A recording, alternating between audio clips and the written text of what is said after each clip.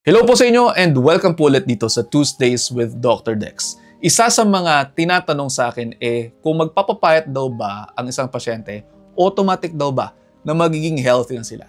Maraming mga pasyente na ang nagtatanong nito kaya eto, discuss po natin ng onte at meron akong kwento, abangan ninyo.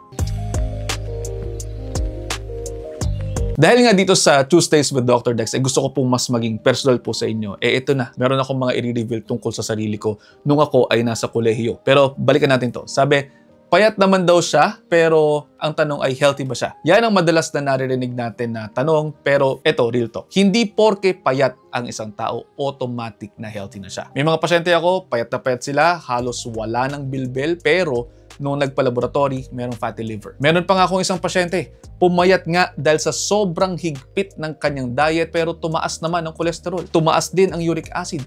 Tumaas din ang iba pang mga titers niya. Ang ending pa nito, ang masakit nito nagkaroon ng erectile dysfunction. Imaginein mo, ang goal niya ay to look fit and lean pero dahil mali ang pamamaraan, mas marami pang naging problema. At hindi lamang po mga pasyente pati ako mismo. Sabi ko nga po sa inyo, magiging personal po ako sa inyo dito sa Tuesdays with Dr. Dex. Ako mismo dumaan din dyan. Hindi sa erectile dysfunction, pero nagkaroon din ako ng sakit kasi nung college days ko sa teatro, inom kami ng inom, rehearsals, parang walang pakialam. Akala ko kasi safe na payat ako, hindi naman ako lumalaki yung tiyan ko. Pero isang araw, nagpa-laboratory ako, boom! Ayun, ang taas ng SGPT at SGOT ko. Meron akong fatty liver noon. Walang sintomas, walang masakit, parang walang sakit, pero ando na. Alam nyo, sa katotohanan, para akong binuhusan ng malamig na tubig noon.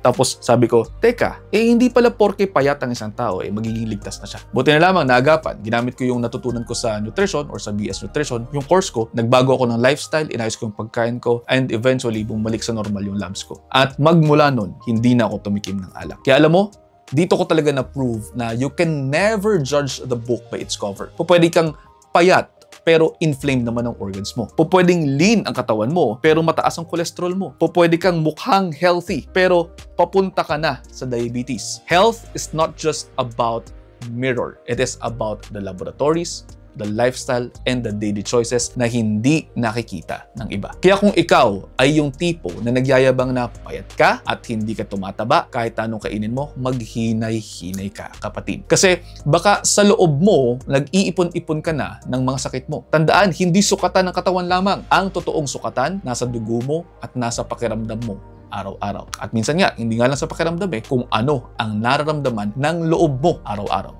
So paano? Kung mayroon kang tropa na payat pero laging nagsasabing healthy siya at umiinom siya at nagyoyosi siya, pakitag mo na siya dito. Share mo na rin para ma-realize ng iba na health is more than just skin deep. Ako mismo, dumaan sa fatty liver at ngayon sinasabi ko sa inyo, huwag maging kampante. Take care of your body inside and out. So paano? I'll see you next Tuesdays at kung kinakailangan ninyo ng konsulta o kung gusto po ninyong mapag-usapan ng inyong mga katanungan sa buhay, email me tuesdays.drdex@gmail.com. See you next episode. Ingat!